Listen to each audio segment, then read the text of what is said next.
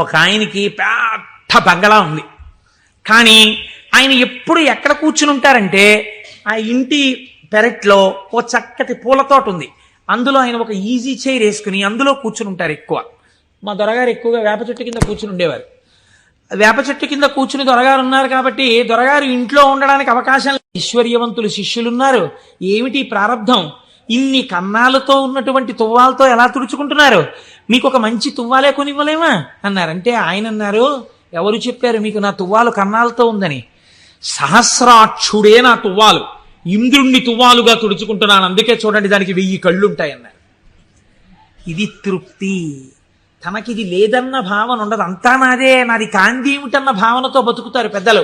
కాబట్టి అటువంటి తృప్తి మహేశ్వరుడి సొత్తు. కాబట్టి ఇటువంటి స్వతంత్రత, ఇటువంటి శక్తి కలిగిన వాడు ఏదైనా చేయగలడు. ఇక్కడ మనకి ఒక అనుమానం వస్తుంది, ఏమన్నా అంతా బాగుంది కానీ మనందరికీ ఎందుకండి అలా కనపడదు? మరి మనందరికీ కూడా అలా తెలిసిపోయి హాయిగా భావన లోపల నాటుకుపోయింది అనుకోండి, ఇంకా మనందరం మీరు చెప్పేది ఏముంది, రేపు పొద్దున్న నుంచి మీరు కింద కూర్చోండి మేము అందరం చెప్తాం ఆ పతంజలి చెప్పినట్టు 1000 నాలుకలతోటి అంటే మరి ఎందుకు నిలబడదు?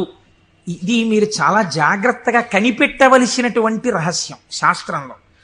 మాయినంతు మహేశ్వరం, ఆయన మాయ ఆయనని చూడకుండా మిమ్మల్ని అడ్డగిస్తుంది.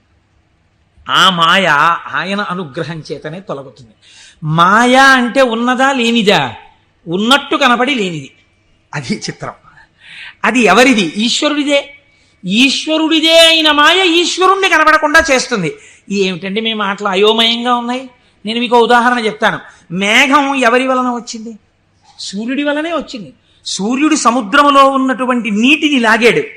నీటిని లాగితే నీటి ఆవిరిగా వచ్చి మేఘం ఏర్పడింది. ఈ మేఘం సూర్యుడికి అడ్డొచ్చింది. ఇప్పుడు సూర్యుడు కనపడ్డా? కనపడ్డ మేఘం అడ్డొచ్చేసింది. సూర్యుడి చేత తపింపబడిన సముద్ర జలములు ఆవిరిగా పీల్చబడితే మేఘమై సూర్యుడినే అడ్డినట్టు ఈశ్వరుడు యొక్క శక్తియే మాయగా పరిణమించి ఈశ్వరుడు కనబడకుండా చేస్తుంది. ఈ మాయ తొలగడం ఎవరి వల్ల తొలగుతుందో తెలుసా అండి? ఈశ్వర వాక్కు వలన, ఈశ్వర స్వరూపులైన గురువాక్యముల వలన. నిరంతర గురువాక్య శ్రవణమే మాయ తొలగుటకు సాధనము.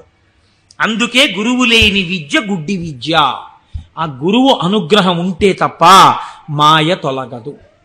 ఈ మాయ చిత్రంగా ఉంటుంది. ఎంత చిత్రంగా! మాయ యొక్క స్వభావం ఏమి మీకు తేలిక మాటల్లో చెప్పాలంటే, ఇప్పుడు నేను దాని గురించి పెద్ద చర్చ చెయ్యకుండా చెప్పాలి అంటే, మాయ వలన వచ్చేటటువంటి ఉత్తర లక్షణము కామక్రోధములు. ఎందుచేత?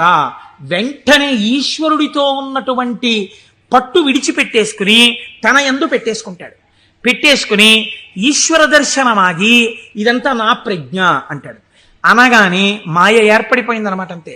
ఏర్పడి కామక్రోధములతో కొట్టుమిట్టాడుతుంటాడు. మీరు ఒక్క విషయం, నేను ఇప్పుడు ఒక విషయాన్ని చెప్పబోయే ముందు నేను ఇప్పుడు శివమహాపురాణంలోంచి ఒక ఆఖ్యానాన్ని అనుసంధానం చేయబోతున్నాను. ఇది చెప్పబోయే ముందు నేను ఒక విషయం చెప్పకుండా మొదలు పెడితే ఒక ప్రమాదం ఏర్పడేటటువంటి అవకాశం ఉంది. ఒక 95 సంవత్సరాల వృద్ధుడు అలా వెళ్ళిపోతూ ఉపన్యాసం అయిపోయిన తర్వాత ఒక ఆటో కింద పడబోయారనుకోండి. చూసిన వాళ్ళు, అయ్యయ్యో తాతగారు అదేంటండి అలా ఆటో కనపడలేదా మీకు అంత లైట్ వేస్తే? అంటే బాబు కళ్ళు డాజిల్ అయిపోయాయా, కనపడలేదు, పడిపోయాను అన్నారు అనుకోండి. మీరు ఏంటంటారు? గబగబా ఎత్తి తీసుకొచ్చి పక్కన కూర్చోబెట్టి, తాతగారు ఏమైనా దెబ్బలు తగిలాయా అండి అని ఆటో పిలిచి మాట్లాడి వారిని వారి ఇంటికి పంపిస్తారు. నాలాంటి ఒక దుఃఖపోతూ ఇలా అడ్డు పెట్టి ఆటో కింద పడ్డాడు అనుకోండి, మీరు ఏమంటారు? ఏమయ్యా ఆ మాత్రం చూసుకోలేవా ఏంటి, అలా వెళ్ళిపోయి పడిపోయేంటి అంటారు కదా. ఒక అజ్ఞాని పడిపోయాడు అనుకోండి, అది పెద్ద విశేషంగా మీరు చెప్పక్కర్లా. ఎంతటి మహాత్ములు కూడా మాయకి ఎలా పడిపోతూ ఉంటారో మీరు తెలుసుకున్నారనుకోండి, దానికి ఎంత శ్రద్ధ అవసరమో మీకు అర్థమవుతుంది.